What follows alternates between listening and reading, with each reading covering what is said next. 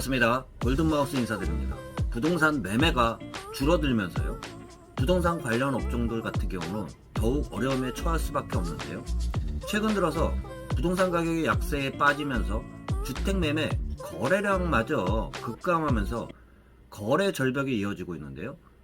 그러다 보니까 관련 산업들 같은 경우도 골목상권이라고 할 수 있겠죠. 기본적으로 부동산이 거래가 없다는 것은 중개업소뿐만 아니라 이사업체, 인테리어 업체 등 여러가지 연관되는 게 주택산업이라고 할 수 있는데요. 부동산이요, 거래량 자체가 매매뿐만 아니라 임대 수요도 줄어들다 보니까요, 보통 통상적으로요, 중개업소를 운영하다 보면 이사업체나 인테리어 업체들이 많이 소개를 해달라고 찾아오기도 하고요. 또한 주택 매매가 거래량이 준다는 것은 법무사 같은 경우도 같이 연관되면서 법무사 같은 경우도 힘들다고도 할 수 있는데요. 그만큼 주택에 파생된 업종들을 보면 소기업인 소상공인이 많이 차지하고 있는데요. 그만큼 어려움에 많이 처할 수밖에 없습니다.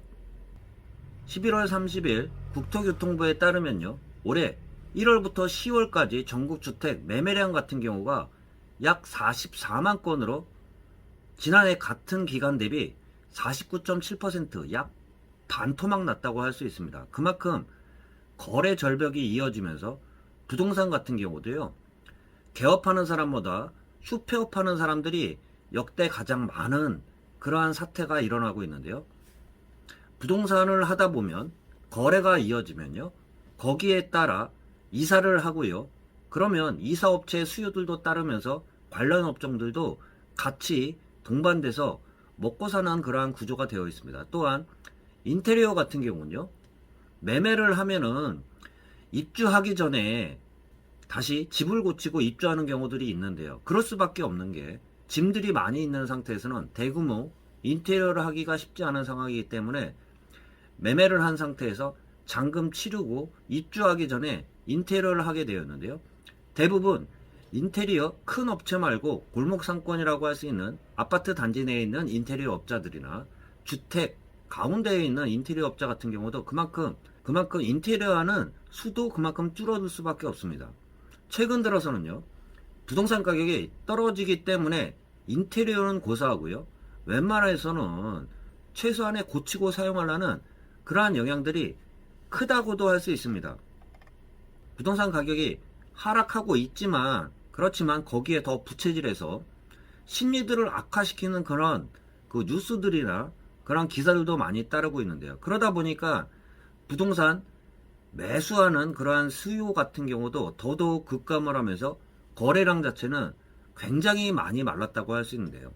그만큼 세계 경제가 좋지 않은 상태에서 지금 입장에서는 큰 돈이 들어가는 부동산 매매 자체가 거래량이 줄어든 것뿐만 아니라 전세, 임대, 월세 같은 경우도 수요 자체는 그렇게 많지 않기 때문에 그거에 주택에 파생된 그러한 업종들 같은 경우도 지금 같은 경우는 보릿고개를 겪고 있는 그러한 상태라고 할 수 있는데요.